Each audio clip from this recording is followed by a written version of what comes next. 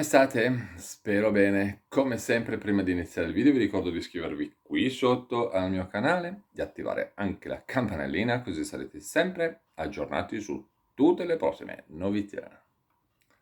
Prendiamo anche la nostra mitica pin che, come vi dico sempre, è della marca Faber-Castell, e poi se vi interessa vi lascio il collegamento qui sotto nei commenti, così se vi interessa ve la andate a comprare.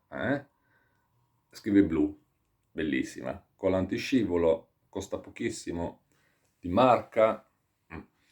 Oggi volevo iniziare il video con una cosa diversa, anzi volevo fare una cosa un po' diversa dal solito, ecco, che secondo me è più interessante che fare sempre i soliti video di questo, di quello, di quello.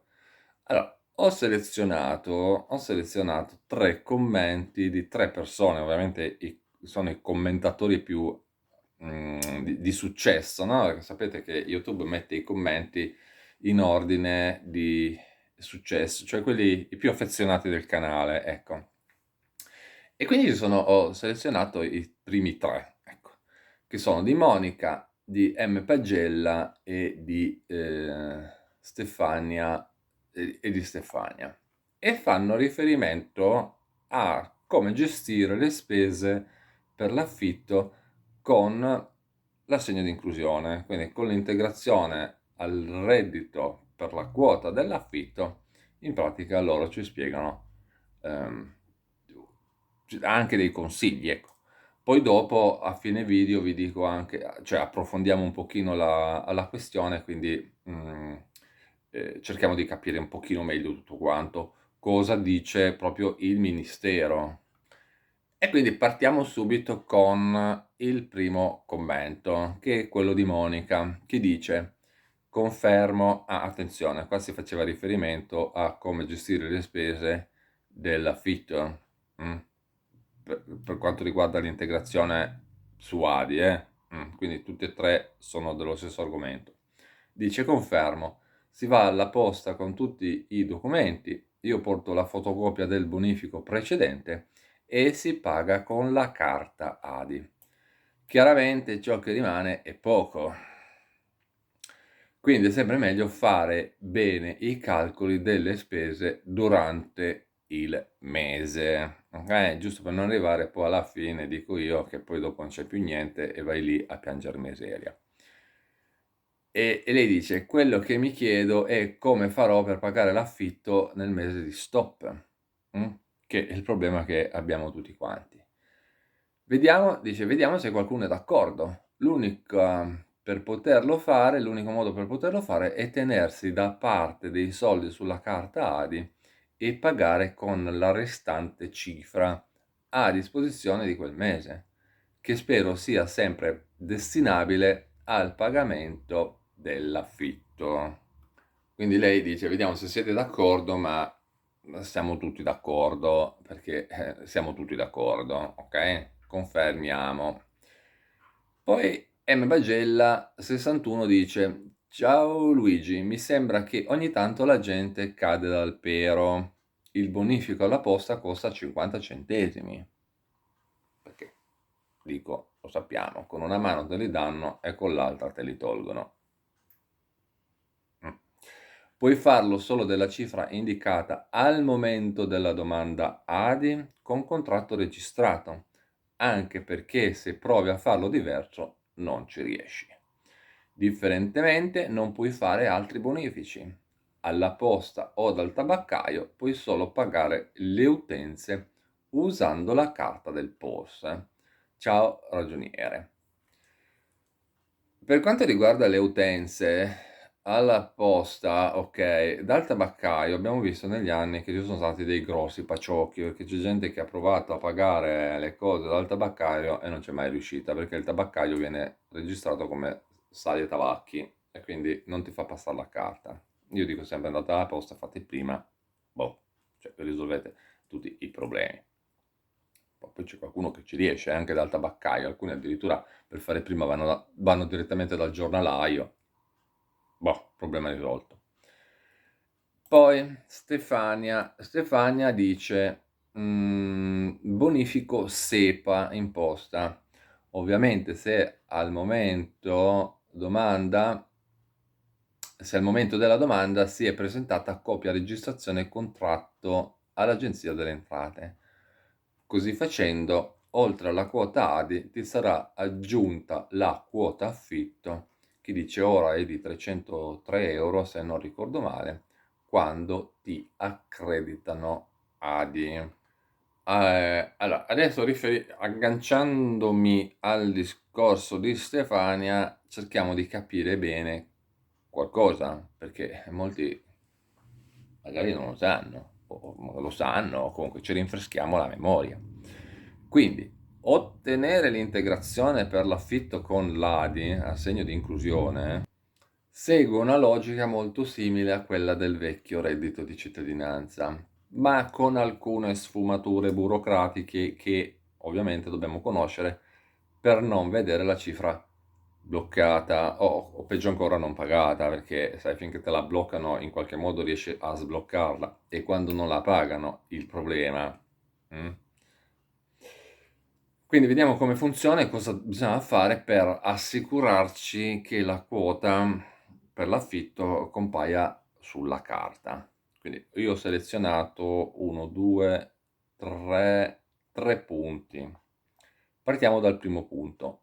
Il requisito fondamentale è l'ISEE e il contratto.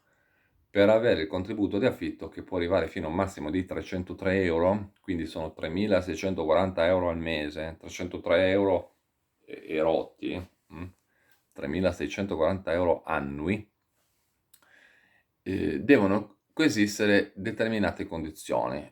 Intanto il nucleo familiare deve risiedere in un'abitazione in locazione, quindi in affitto.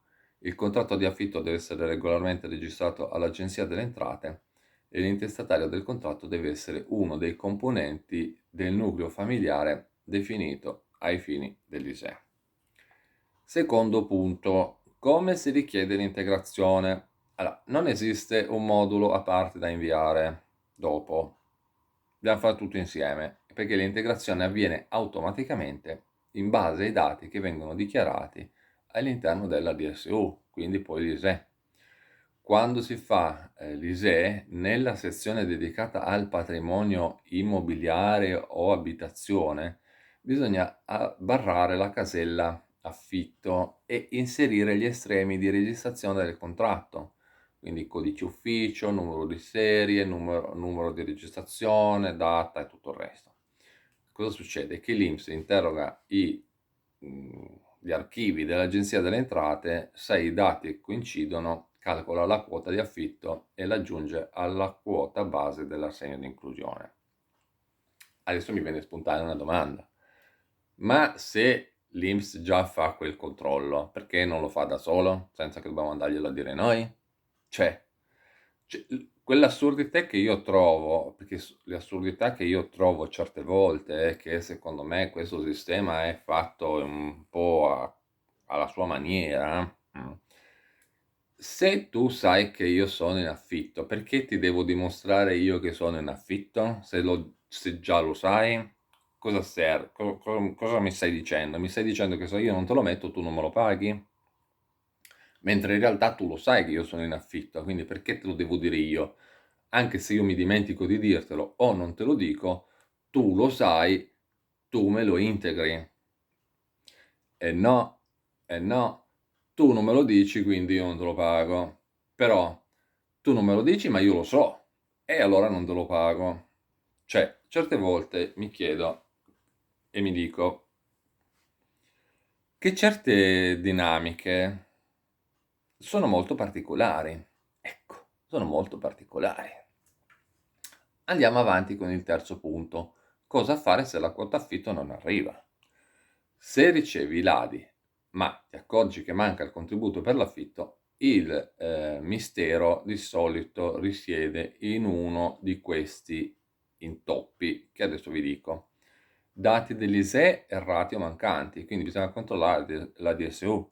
Se il campo che riguarda gli estremi del contratto di affitto è vuoto o contiene un errore formale, perché magari avete inserito male un numero del contratto, l'INPS non aggancia il pagamento. Assurdità. Assurdità anche questa. Questa è un'assurdità.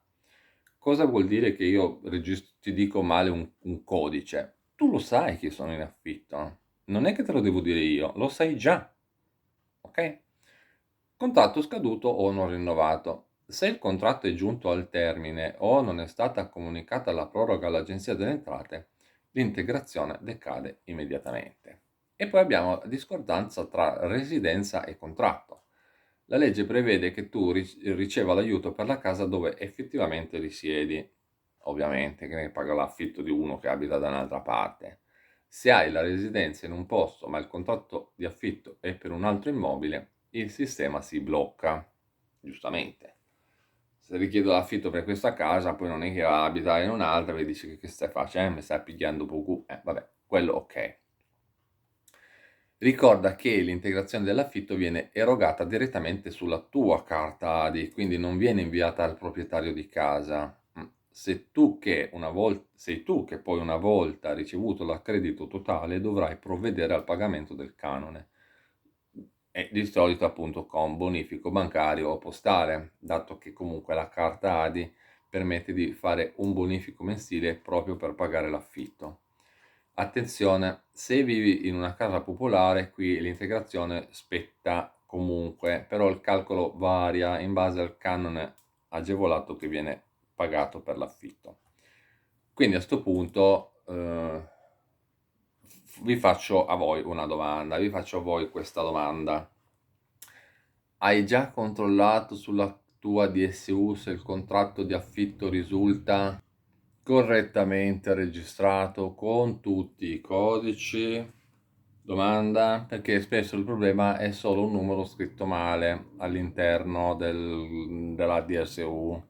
Quindi per tutti quelli che ancora non ricevono l'integrazione sull'affitto, ecco, rispondete a questa domanda e così cerchiamo di capirci qualcosa.